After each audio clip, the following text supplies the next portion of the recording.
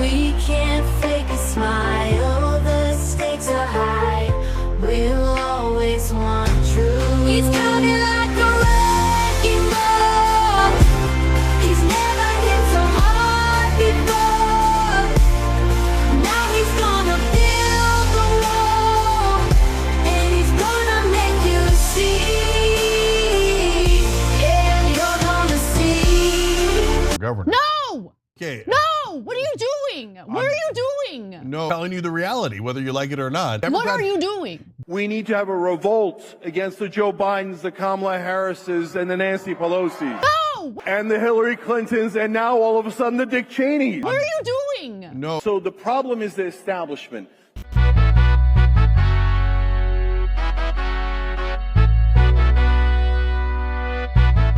What is up, guys? TYSON DELACRUZ here. Thank you so much for rocking with me. The Young Turks, Anna Kasparian is making headlines for torching her own party, ripping apart the Democrats, climate control policy, and even Gavin Newsom, because who wouldn't want to rip him apart, right?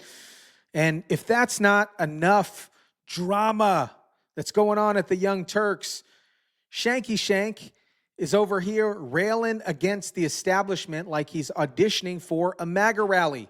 Shout out to everybody watching. Drop your comments down below. Smash the like button if you kindly would. We have Anna Kasparian went on a viral rant about what she calls bullshit, the climate incentives. Yeah, the climate incentives, right? Calling out her own side for failed policy bullshit.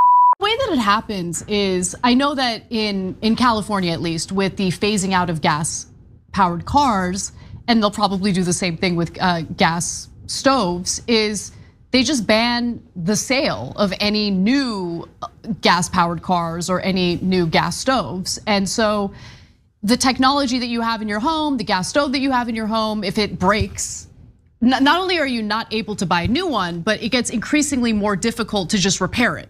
You get what I'm saying? I am literally freaking the fuck out about the charging station thing. I'm like, it's gonna cost, we're gonna take out a massive fucking loan to pay for it. We're not getting any help from the fucking government on that. I wanna do something in response to climate change. That is not my issue here. My issue is how, like, we're forced to make all these changes that are a financial burden, a giant inconvenience, with like little to no help. And the solution from the government in terms of like, no, you get financial benefits for doing this is fucking tax credits. She's furious over regulations forcing Californians to retrofit their homes with electric appliances, install solar panels, all while they're still dealing with the skyrocketing costs of living out there. How many of you guys live out in California? Because it's absolutely crazy out there. And California's climate policies aren't just expensive, they're a logistical nightmare. They're trying to get every single home in California to have electric appliances and go all electric. It says these policies are designed to make the middle class pay for everything, while the elite skate untouched. Sounds like she's catching on to what conservatives have been saying for years. No, I don't want the tax credits. Give me the money. Give me the money, okay? Don't tell me this bullshit about how I have to buy like some new fucking thing because the government's forcing me to do it. And then like after I file my taxes, there's a certain portion of that purchase that might be tax deductible. Like fuck off. I'm so sick of it. It's just like endless pressure.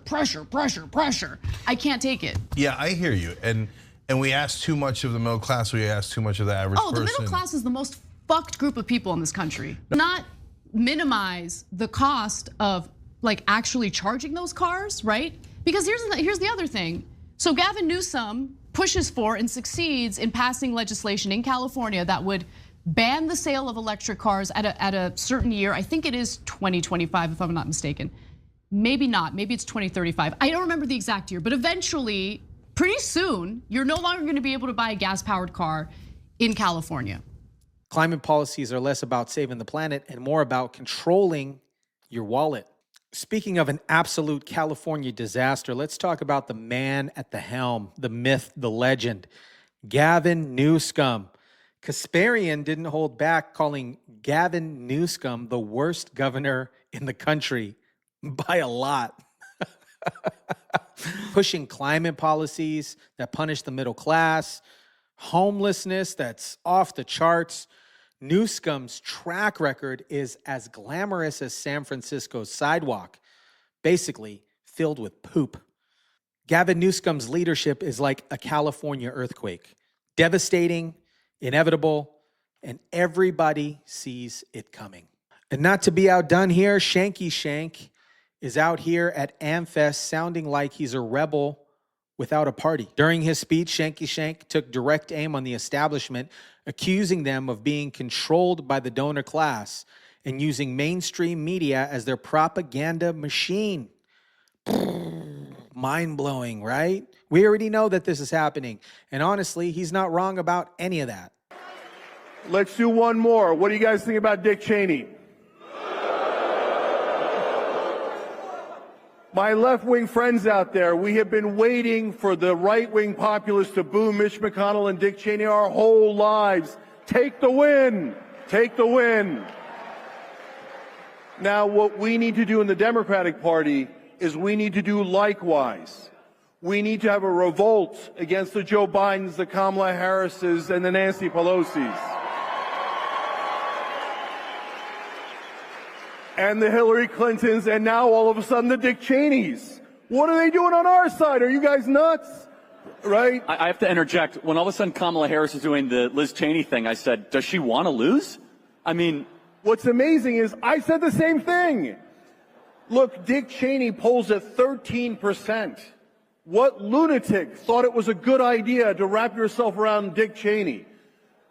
I mean, when we started the Young Turks 22 years ago, longest running show in internet history, first ever YouTube partner with original YouTubers, one of the driving forces was get Dick Cheney out of office, right? And now for Kamala Harris to come full circle and say, oh, I've got 90 corporate CEOs backing me, and I've got all these executives on my side, and I've got Dick Cheney and Liz Cheney on my side, it was so counterproductive. It's not what the left wing stands for. It's not what the Democratic Party should be about. So the problem is the establishment.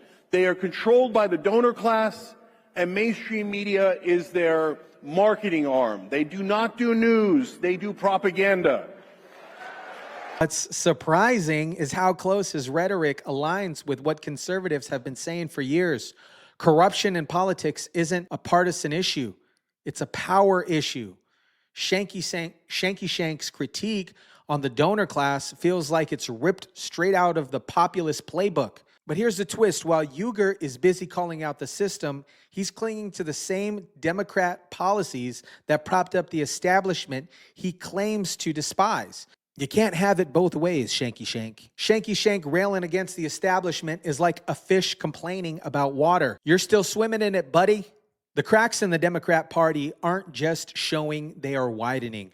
When voices like Uygur, Kasparian, Fetterman are openly this critical, it signals a growth in between the divide from the progressive base and the establishment elites. And after you survived an assassination, you literally were shot in your head. Yeah. And had the presence of mind to respond, you know, fight, fight, fight. I mean, that's a political talent. It's undeniable. And also, I never believed that it was about fascism. And for me, that made it difficult for Kamala Harris said that he was a fascist. Yeah, well, it's like that's her prerogative. I mean, but it's not a word that I would use because you put a lot of Democrats, especially in my state, that I know and I happen to love people that are going to vote for Trump, and they are not fascist.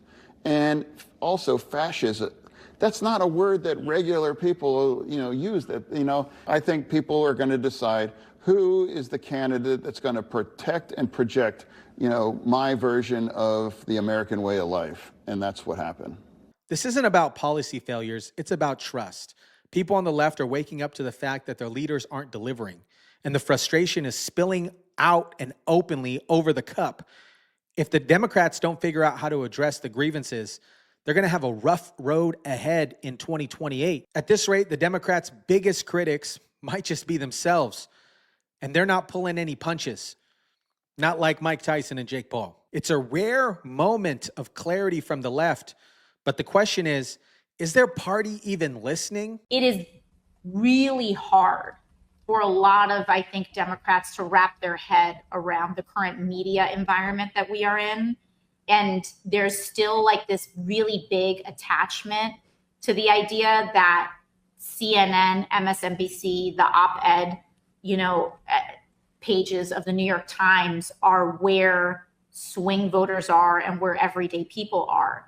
And as we saw from the election, people who, if you ascribe to that kind of a media diet, you are overwhelmingly supporting Democrats. But there has for a very long, and this was actually part of what part of what I was trying to offer the party is also part of what I think had cut against me in this race, which is that there's this idea that having this, not among all Democrats, but I think among more of the old guard, that having that kind of resonance and responsiveness is gauche and lowbrow and unsophisticated. And it's attention seeking. Like the fact that a person has attention means that they are attention seeking, as opposed to the fact that they are talking to people.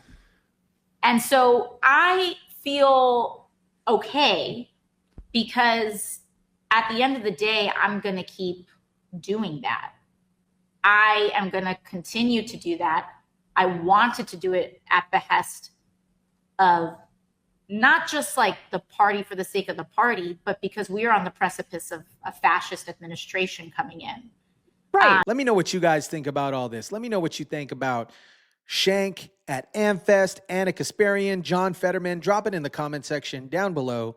Smash the like button if you kindly would. Share, subscribe. And as always, guys, I'll catch you on the next one.